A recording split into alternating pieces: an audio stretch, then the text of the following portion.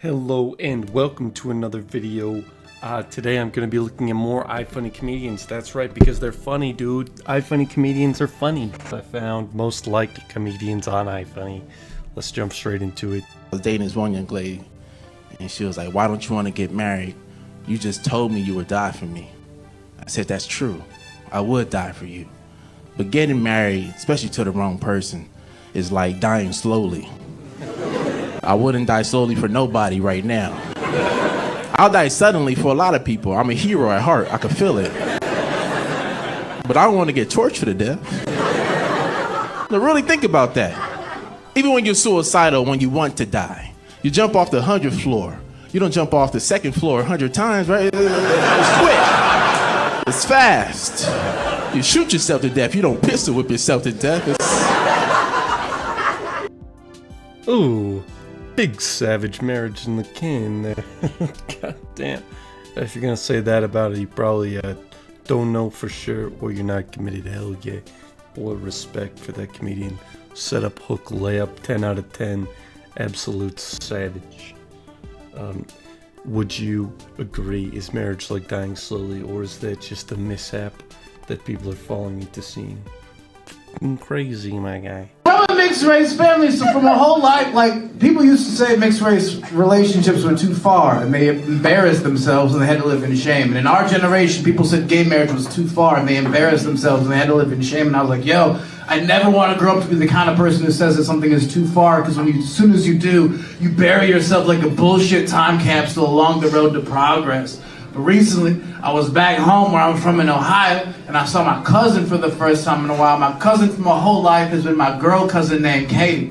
And I was like, "Hey Katie, it's great to see you again." My cousin says, "Actually, Curtis, I'm older now. I'm accepting myself for who I am. I'm in transition and I prefer to go by male pronouns." And I was like, "You know what, dude? I got you. I love you. I support you no matter what. What name would you like to go by now?" And my cousin said, "I prefer to go by Devontae."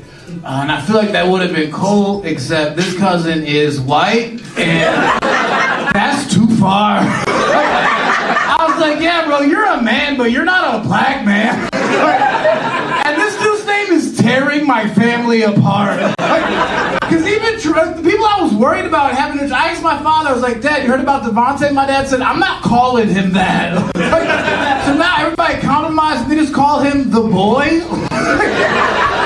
And I feel bad because we've all talked about it behind this dude's back, and we've all decided he's more of a Greg. We're like, "Yeah, bro, you're trans, but you're not interesting." Savage, my guy. All this identity crisis that people find themselves into. If you can't laugh at it a little bit, what the f*** are you doing? Holy hell. Like, you're asking your whole family to change their image of you based on what you're saying, and you know, sometimes that can work. Holy sh... This dude sounds like he's got it all figured out, and he's got no f***ing idea how he's going to accept Devontae to his family. Devontae. Hey Derek, April 4th, 1979, do it. Wednesday. F you. Wait guys, I googled April 4th.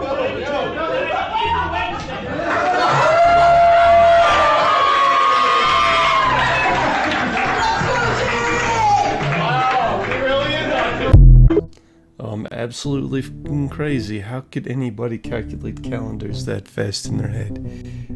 If you have that kind of talent, get yourself a microphone and sit in it and ask people to ask you questions. Or guess weights.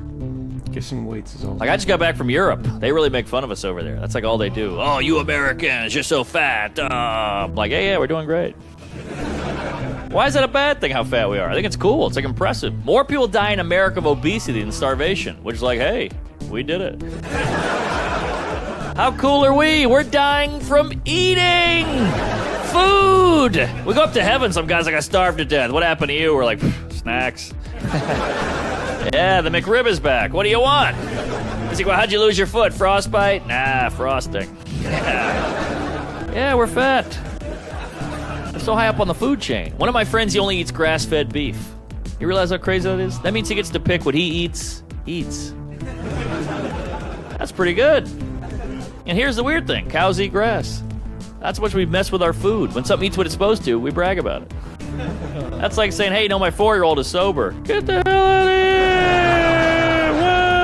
here! What? Increasing GMO products and expanding and needing to maximize and not worry about the minimizing profits of greed. Grass-fed beef is hard to come by.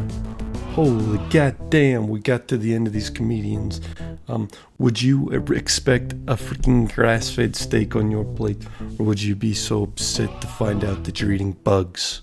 Let me know, because this dude obviously believes that one day we'll all be eating bugs in America and dying of the McBug. Thank you so much for joining me for these comedians. See me in the next video. All